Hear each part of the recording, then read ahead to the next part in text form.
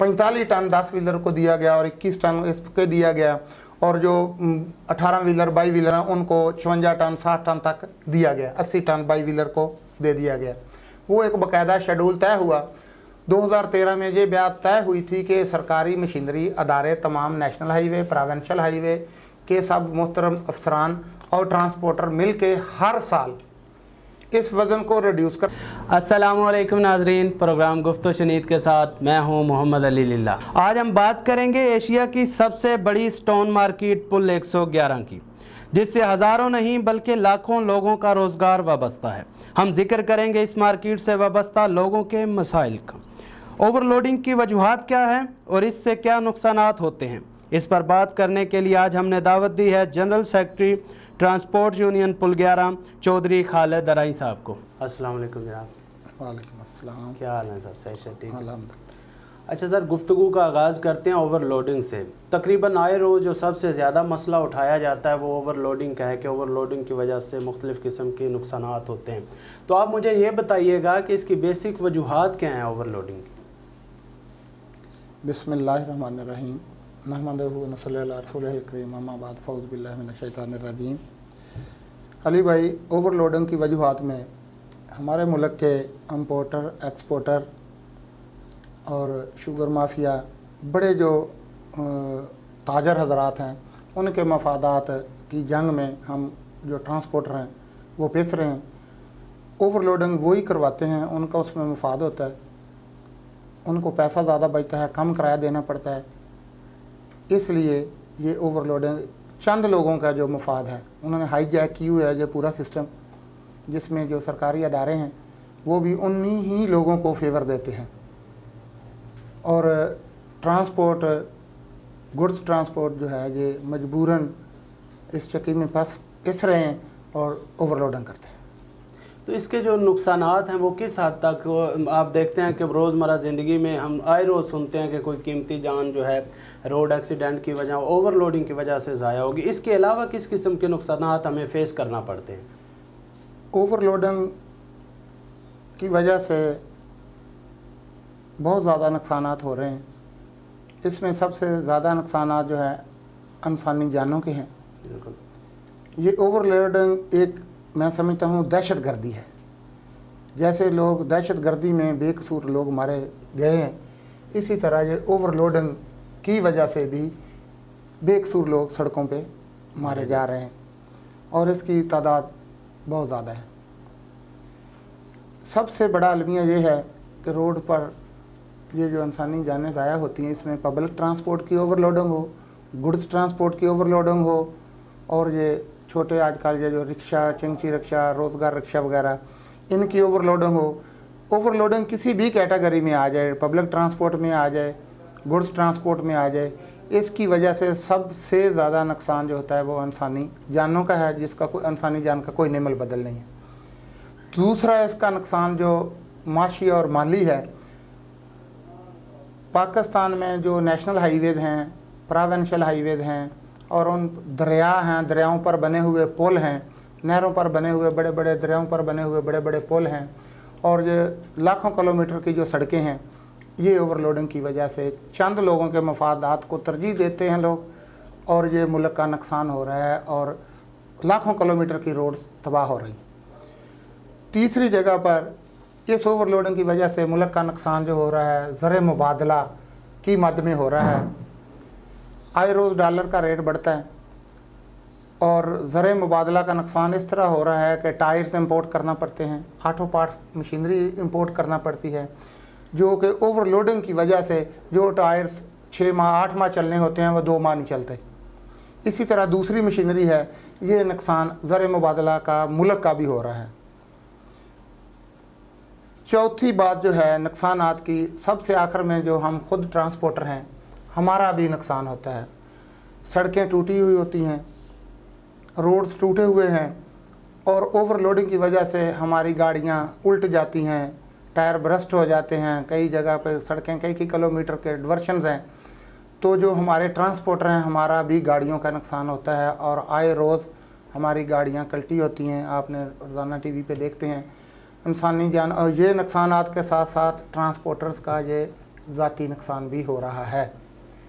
अच्छा सर, मुझे ये बताइएगा कि ताली एक हाथ से तो बजती नहीं, ठीक है, जहाँ पे ये माफियाज़ का आपने जिक्र किया, मुझे ये बताइएगा कि क्या ये इम्प्लीमेंट किया जाता है या ट्रांसपोर्टर्स का भी किसी ना किसी वे में इसमें हाथ होता है ओवरलोडिंग में? ये आपकी बात दुरुस्त है, ताली एक हाथ से नहीं बजती। जब किसी का निज़ाम नहीं चलता तो अपना निज़ाम चलाने के लिए मजबूर होकर भी कुछ काम करने पड़ते हैं।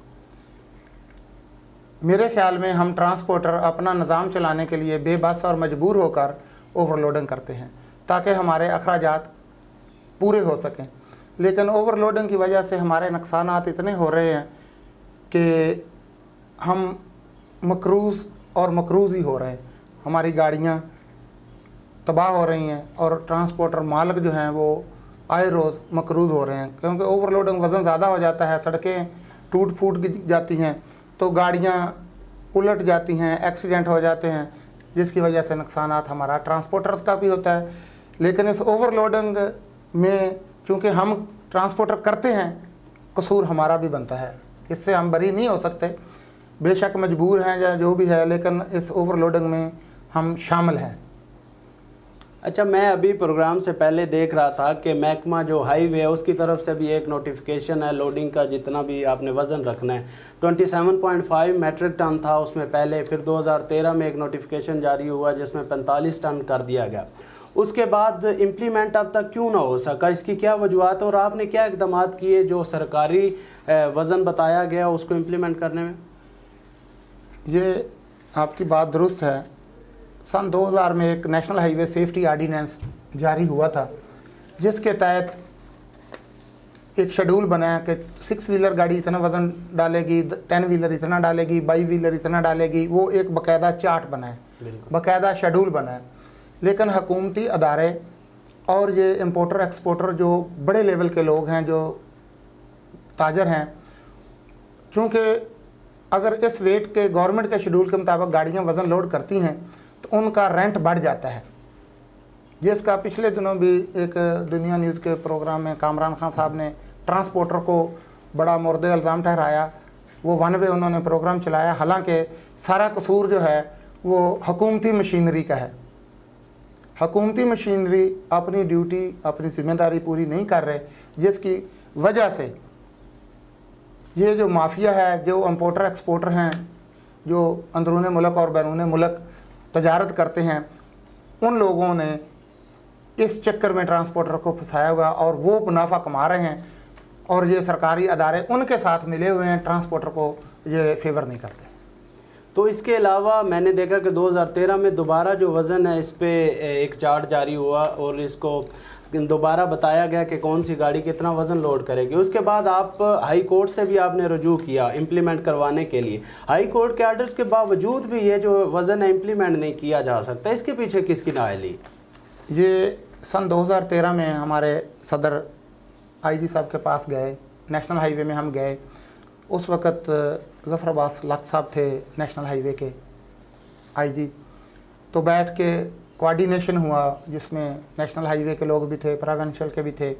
तो एक नया शेड्यूल तय हुआ लोडिंग का। चूँकि इम्प्लीमेंट नहीं हो रहा था जो गवर्नमेंट के कवानीन है उसके मुताबिक, तो कुछ हुकूमती अदारे और ट्रांसपोर्टर प्लस माइनस होकर कंप्रोमाइज़ करके कुछ वज़न बढ़ाया गया। यानी जो गाड़ी 6 व्हीलर गाड़ी पहले 17.50 टन डालती थी, उसको 21 टन तक कंसेशन दे दी गई। और 10 व्हीलर जो गाड़ी थी, पहले वो बमाए गाड़ी इसका दे रहे थे 27.5 टन वज़न। वो चूँकि इम्प्लीमेंट नहीं हो रहा था, निज़ाम नहीं चल रहा था, सरमायाकारों और ताजरों के ववेला पर इसको वज़न को रेज़ किया गया, ओवरलोडिंग पर ट्रांसपोर्टरों को मजबूर किया गया। 45 टन 10 व्हीलर को दिया गया और 21 टन इसके दिया गया, और जो 18 व्हीलर 22 व्हीलर हैं उनको 54 टन 60 टन तक दिया गया, 80 टन 22 व्हीलर को दे दिया गया। वो एक बाकायदा शेड्यूल तय हुआ। 2013 में ये बात तय हुई थी कि सरकारी मशीनरी अदारे तमाम नेशनल हाईवे, प्रोविंशियल हाईवे के सब मुहतरम अफसरान और ट्रांसपोर्टर मिल के हर साल इस वज़न को रिड्यूस करते जाएंगे, और जो गवर्नमेंट का असल शेड्यूल वज़न है 5 साल 4 साल बाद उस पर आ जाएंगे। लेकिन जो इम्पोर्टर और एक्सपोर्टर हैं जो बड़े ताजर हैं उन्होंने ये जो अदारे ओवरलोडिंग को कंट्रोल करने वाले लोग हैं उनको मैनेज कर रखा है। वो लोग अपनी ज़रूरतें पूरी नहीं करते, अपनी ज़िम्मेदारी पूरी नहीं करते।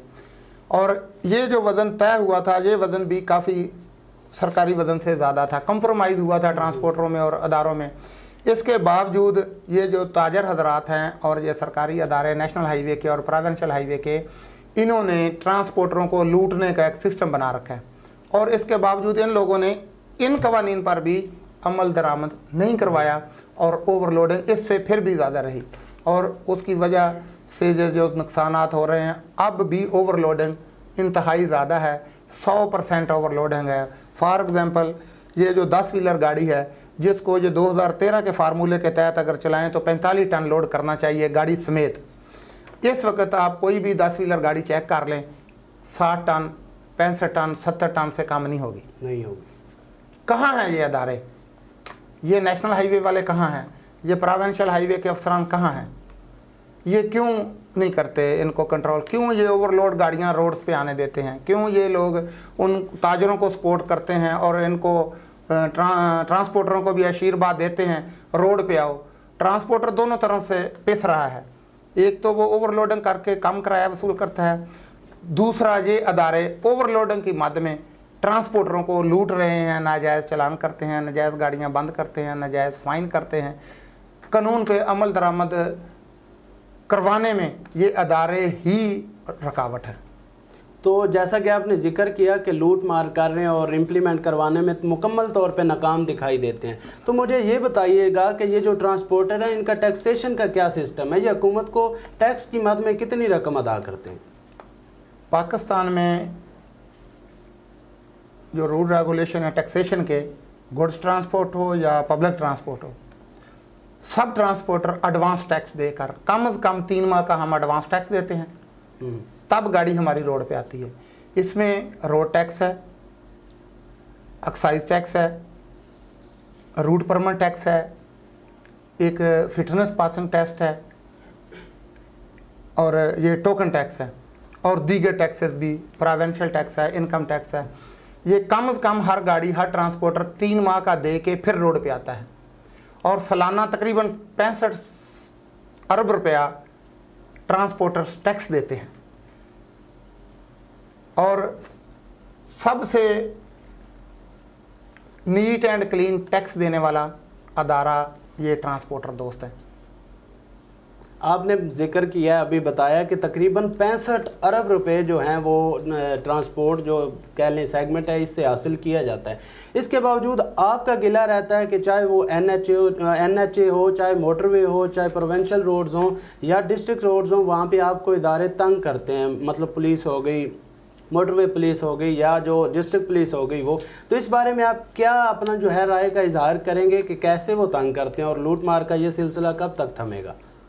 ये थम सकता है अगर ये लोग अपने मुल्क से मुखलस हों और अपनी ज़िम्मेदारियों से मुखलस हों। ट्रांसपोर्टर्स और ये सरकारी अदारे मिल बैठ के, जैसे ये 2013 में एक SOP तय हुआ था, इसी तरह दोबारा गुड्स ट्रांसपोर्ट के नुमाइंदे पूरे पाकिस्तान से और अफसरान बाला मिल के बैठ जाएँ। तो जैसे ये वज़न 45 टन था, इसको ही मैनेज अगर कर लिया जाए, इसको दोबारा इसी पे आ जाएं, तो ये जो गाड़ियाँ 80-80 टन 10 व्हीलर लोड कर रही हैं और 22 व्हीलर जिनका 60 टन वज़न बनता है और वो 120-20 टन लोड कर रहे हैं, तो ये हमारे मुल्क की सड़कें और ये पुल और ये दूसरा ज़र मुबादला के नुकसान, सबसे बड़ी बात जो इंसानी जानों का ज़ियादा है, इससे हम बच सकते हैं। लेकिन इन लोगों ने ट्रांसपोर्टरों को एक लूट मार का सिस्टम रखा हुआ है। अगर आप थोड़ा टाइम दें तो मैं एक्सप्लेन कर देता हूँ। जी ज़रूर करें। नेशनल हाईवे जो पेशावर से कराची जाता है, GT रोड बोलते हैं उसको, लब रास्ता लाहौर, इन पे नेशनल हाईवे की पेट्रोलिंग बनी हुई हैं बीट्स, तकरीबन 30 से 35 किलोमीटर में। उस हर बीट्स में हमें अलग से, हर बीट वाला अलग जुर्माना करता है। अगर ओवरलोडिंग अलाउ नहीं है तो गाड़ी को, जो ओवरलोड गाड़ी को ऊपर आने ही क्यों देते हैं? बिल्कुल, हर बीट का हमें अलग जुर्माना देना पड़ता है। उसके बाद नेशनल हाईवे पे कराची तक हमारे साथ ये होता है। हालांकि नेशनल हाईवे पे कांटे लगे हुए हैं और कांटे इन्होंने खुद बंद किए हुए हैं और वहाँ से गाड़ी गुजरती है, 1000 रुपया उनके नुमाइंदे ले लेते हैं, गाड़ी को गुजरने देते हैं, जितना मर्जी उसने वज़न डाला हो उसको ब्लॉक नहीं करते। गाड़ी का जो रूल रेगुलेशन है, जो ओवरलोडिंग गाड़ी है उसको रोक देना चाहिए, उसको बंद कर देना चाहिए। ये 1000 रुपया फ़ी कांटे वाले लेके तो उसको गाड़ी को गुजरने देते हैं।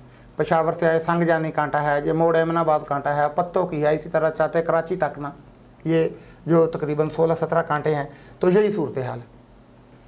इसके बाद आ जाते हैं नेशनल हाईवे के बाद प्रोविंशियल हाईवे के जो लोग हैं, प्रोविंशियल के जो ऑफिसरान हैं, प्रोविंशियल के जो अदारे हैं, उनकी ज़िम्मेदारी है।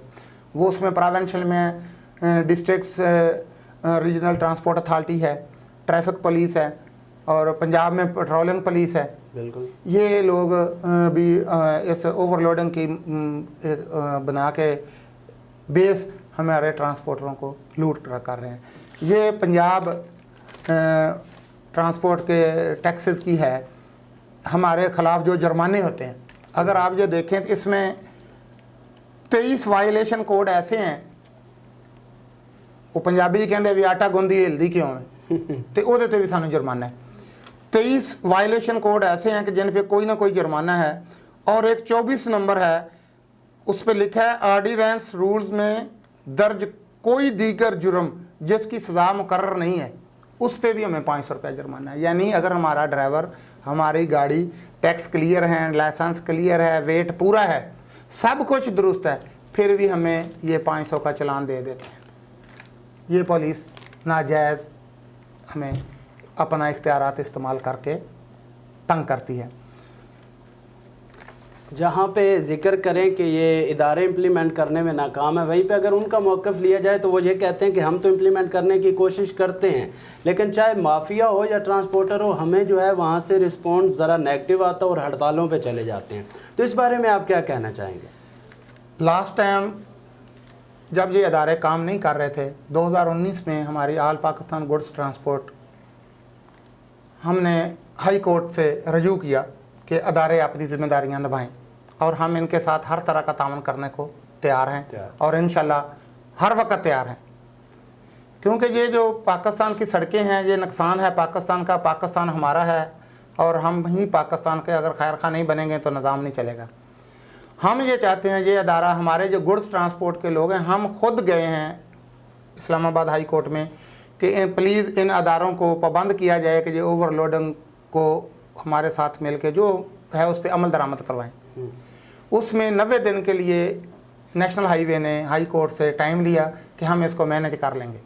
90 दिन के बाद वो मैनेज ना हुआ, निज़ाम ना चला, जिसमें हम तकरीबन पूरे पाकिस्तान के गुड्स ट्रांसपोर्ट यूनियंस के नुमाइंदे शामिल थे। हर जगह पर हमने हर डिस्ट्रिक्ट में एप्लीकेशनें दी हैं कि इन पर अमल दरामद करवाया जाए, लेकिन बेसूद।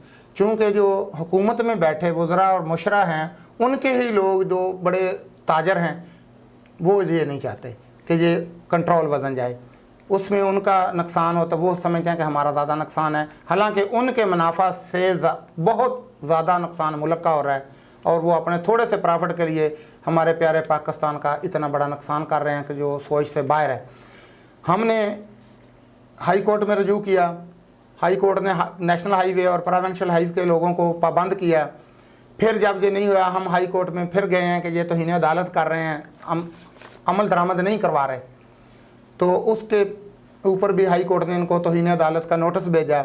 वहाँ इन्होंने ये इकरार किया कि हम इस पर अमल दरामद करवाएंगे, लेकिन आज भी वही हो रहा है कि आप फील्ड में आ जाएं। ये हुकूमती अदारे जो हैं ये तौहीन अदालत कर रहे हैं, अपनी ज़िम्मेदारी पूरी नहीं कर रहे।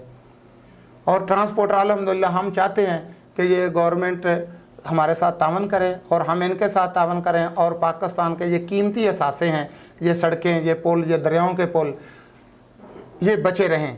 इन पे अरबों रुपए लागत आती है। ओवरलोडिंग की वजह से आपको याद होगा 2 साल पहले ये कोशाब वाला पुल गिर गया था, उसमें सारा मलबा ठेकेदार पे डाल दिया गया, हालांकि ये ओवरलोडिंग की वजह से ही हुआ था। अब भी ओवरलोडिंग जारी है और ये लोग मिले हुए हैं और अपने अपना हिस्सा वसूल करते हैं, जिस वजह से ये ओवरलोडिंग को कंट्रोल करने में कोई तावन नहीं कर रहे। अच्छा सर, आप एशिया की सबसे बड़ी स्टोन मार्केट से वाबस्ता हैं, ठीक है, तो मुझे ये बताइएगा कि ओवरलोडिंग के अलावा तकरीबन वहाँ पे हज़ारों नहीं बल्कि लाखों मज़दूर हैं जो वाबस्ता हैं उस मार्केट से, तो उन जो मज़दूर हैं उनके ओवरलोडिंग या हुकूमती ताउन के ना होने के बाद और कौन से मसाइल हैं?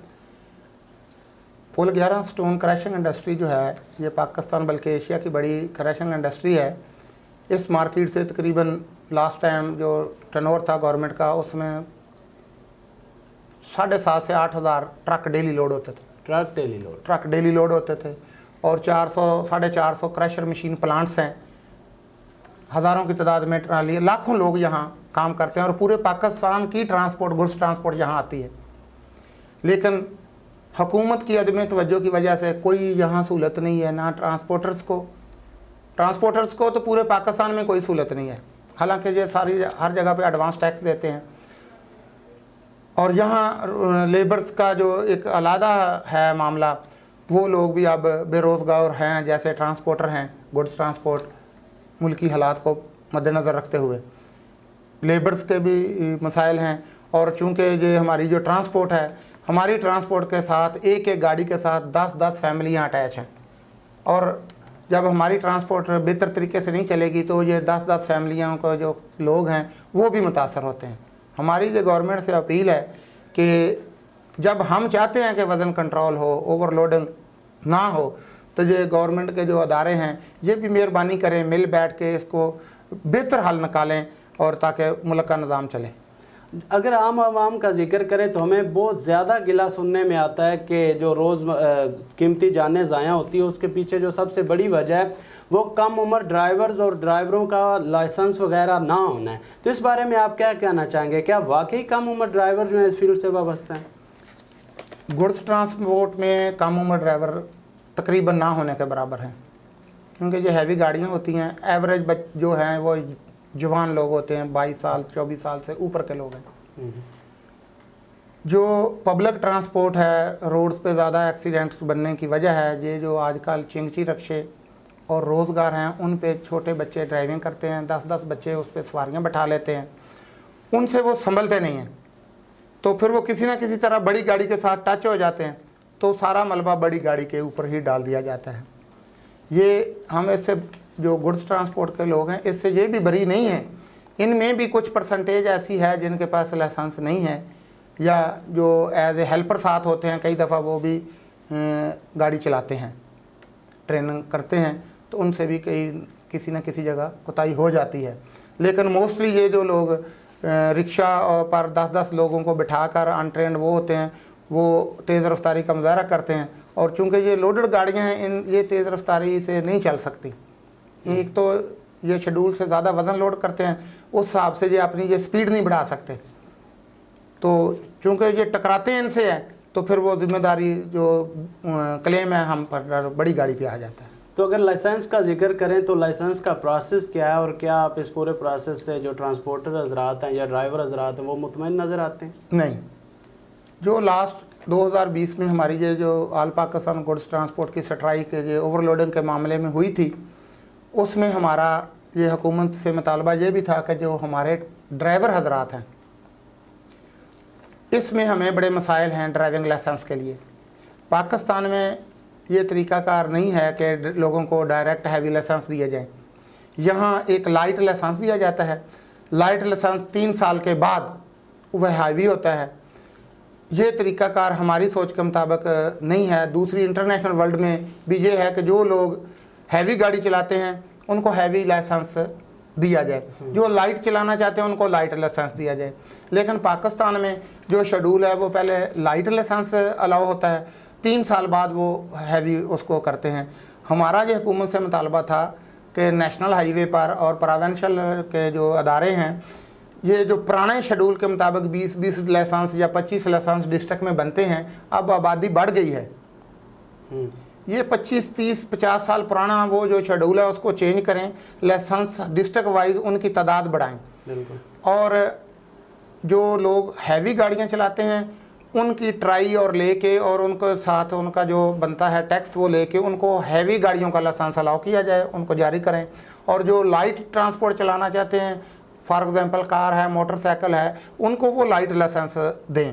लेकिन ये सिस्टम नहीं है, इसमें भी बड़ी है करप्शन, लाइसेंस नहीं बनते। वहाँ जब जाते हैं लोग तो वो हमारे जब हैवी गाड़ियों के ड्राइवर जाते हैं तो वो लाइट गाड़ियों पे उनसे ट्राई हासिल करते हैं, तो वो काम नहीं बनता। हमारा जो गवर्नमेंट से मुतालबा था नेशनल हाईवे पे कि एक स्कूल है शेखुपुरा के पास, हम ये चाहते हैं कि नेशनल हाईवे पे या मोटरवे पर जब ये हमारी बड़ी गाड़ियाँ जाती हैं तो जिन लोगों के पास लाइसेंस नहीं है वहाँ इनके पॉइंट मुकर्रर कर दिए जाएँ, वहाँ इनसे ट्राई लें, हैवी गाड़ी का ट्राई लें और हैवी गाड़ी का उनको लाइसेंस जारी कर दिया जाए, उसकी जो फीसेज हैं वो वहाँ अदा कर दें। लेकिन इन लोगों का जो सिस्टम है, जो करप्शन का निज़ाम है, अगर ये डॉक्यूमेंट्स पूरे हो जाएंगे तो वो नहीं चलता। बिल्कुल, इसलिए वो लाइसेंस लोगों को जारी ही नहीं करते, सिफारशी लोगों को जारी होते हैं। और या फिर एवरेज बात है 20 से 25 हज़ार रुपया लाइसेंस का रेट चल रहा है। अच्छा, आप भी हमारे मुल्क पाकिस्तान का सरमाया, ट्रांसपोर्टर हजरात भी, हर सिंगल जो फ़र्द वाहिद है वो हमारे मुल्क का सरमाया, इदारे भी हमारे मुल्क का सरमाया। तो मैं प्रोग्राम के आखिर में दुआ गो हूँ कि अल्लाह ताला जो है आपके इन मसाइल को हल करे और इदारों को इम्प्लीमेंटेशन करने की जो है वो सादत नसीब हो, और हमें ये बहुत जल्द सुनने में आए कि हमारे इस प्रोग्राम के थ्रू जो है आपके जो मुतालबात हैं वो हुकूमत ने पूरे कर दिए हैं। आपने अपने कीमती वक्त में से हमें टाइम दिया, बहुत शुक्रिया। इसी के साथ मुझे दीजिए इजाज़त, मिलते हैं अगले प्रोग्राम में। अल्लाह हाफिज़।